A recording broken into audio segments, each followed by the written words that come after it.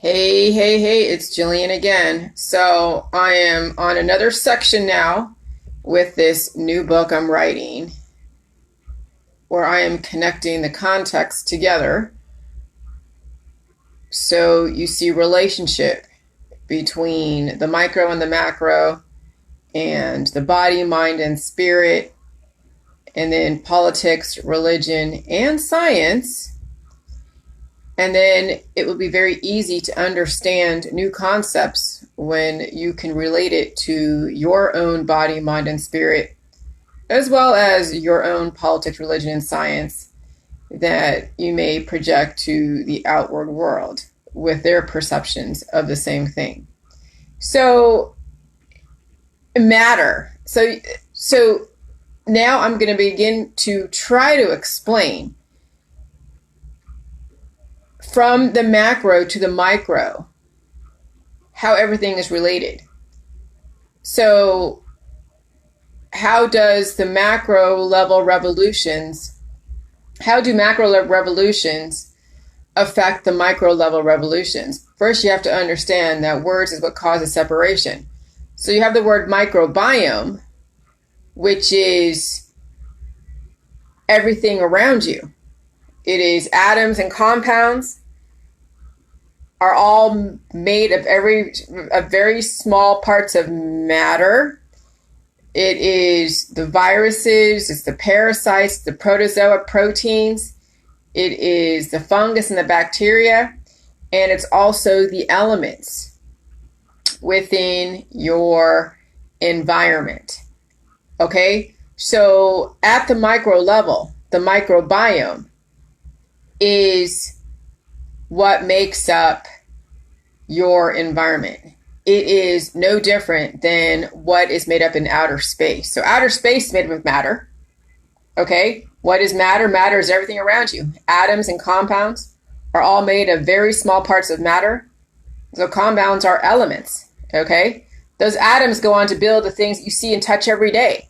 So there you go. Now you have biodiversity. Now you have how you use biodiversity to create the objects and the lifestyle and society that you live in. Okay?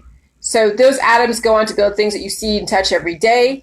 Matter is defined as anything that has mass and takes up space. It has volume. What is mass? Mass is the amount of matter in an object. You might have a small object with a lot of mass, such as a statue made of lead, Pb, which is an element.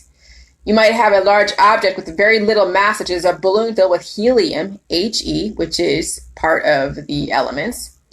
You should also know there is a difference between mass and weight. Mass is a measure of the matter in an object, while weight is a measure of gravity pulling on an object.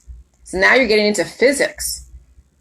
However, the microbiome is no different than the matter out there in outer space. It's all physics.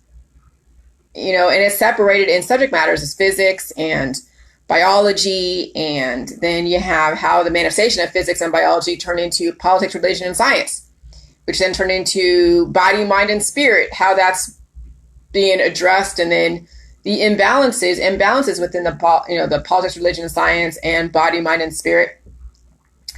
And so then we start exploring at the micro level what makes up the different objects, what makes up the air that we breathe, the environment that we live within. Okay, and so this is why it's so important to understand context is just another way of applying different words to then compartmentalize the world that you live in. And that's what drives then emotions and then subject matter education that people will pay money. When you want to be an expert in one little component of society, you take a class in physics. Okay, so when a person wants to be an expert in physics, they'll just be so tunneled in their physics class and don't realize that there is an actual connection between physics and then really bad health or really good health.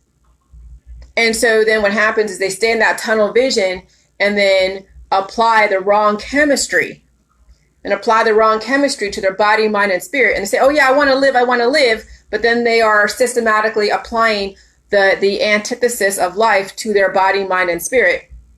And this is why we have such a disconnect within our society, and why there's so many revolutions and devolutions, de-evolutions, and we get mixed messages from our friends and family.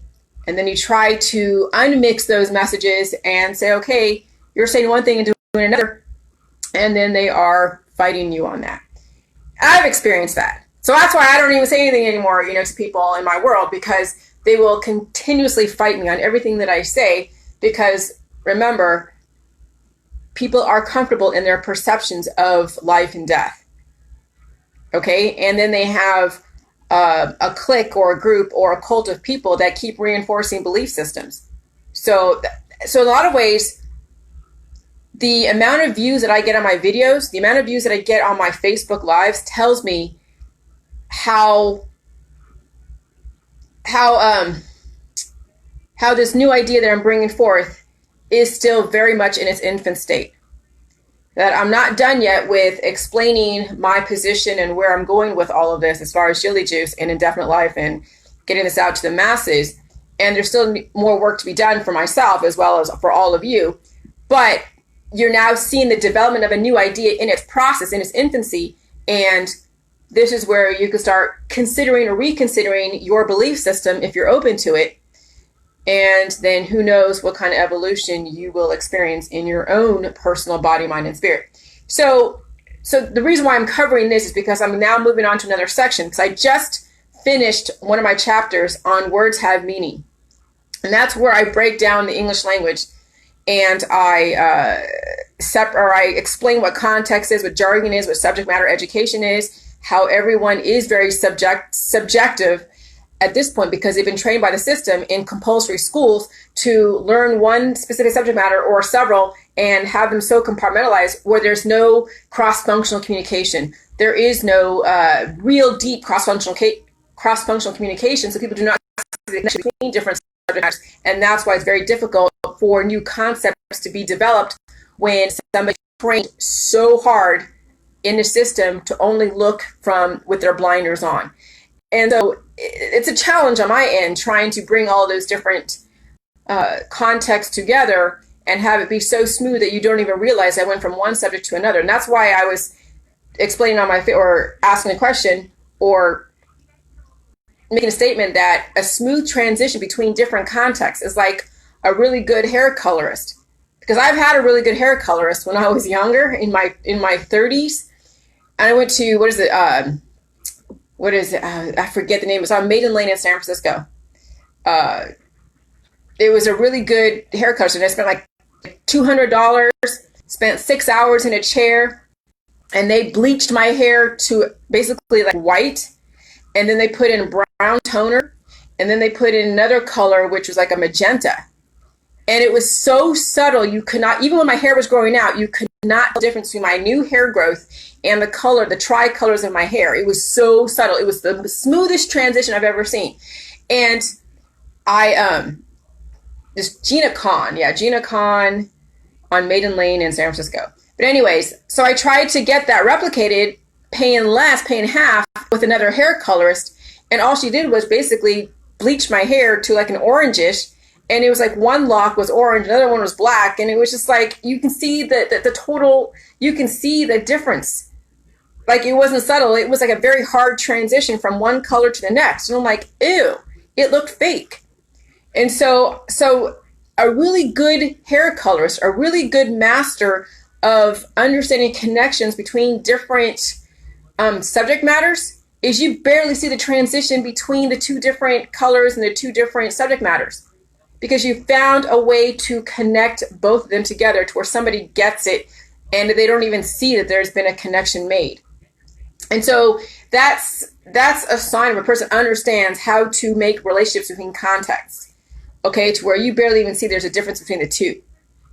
Okay, the words don't have any meaning too much anymore because that's how the system justifies licenses, credentials, diplomas, and this is how money is made. And then when somebody is reacting from imbalances, then the system throws money at them to reinforce their reactions. And this is why people will do whatever it takes to get people to pay attention to them, to make them relevant, because the more reactions they have, the more money gets created. Okay, because you're asking people just to spend their money, spend their minerals, spend their time watching you and reacting to you versus them taking care of themselves. Okay, so the whole Julie Juice world is very different than from the world out there, from the allopathic, holistic, very different from all of the holistic cures and the allopathic cures. It's so different, and it's not built upon reactions. It's not built upon sacrificing your friends and family. It's not built upon glorifying being a victim and glorifying being a predator. It's really very much self-reflection. And that's not popular. Okay. And I'm okay with that, because at this point I realized that my future does not hold me being like this emotional icon that will pluck all your heartstrings or pluck all your PTSD. It is like, we're not trying to brainwash anybody. That's not the point of J Juice. It's that you realize in your own brainwashing, you realize your contribution to all of the subject matter education out there that compartmentalizes information into where people don't see the connections, and then they have a mixed message. I want to live. And then they keep taking their drugs and their alcohol and indiscriminate sex, and then they start seeing the degradation of their body, but yet they still say they want to live. So Julie Juice now, will give you guys the opportunity to connect your body, mind, and spirit, so your message out there that you want to live is consistent in all aspects of your body, mind, and spirit, and your politics, religion, and science. All right, have a good day. Bye.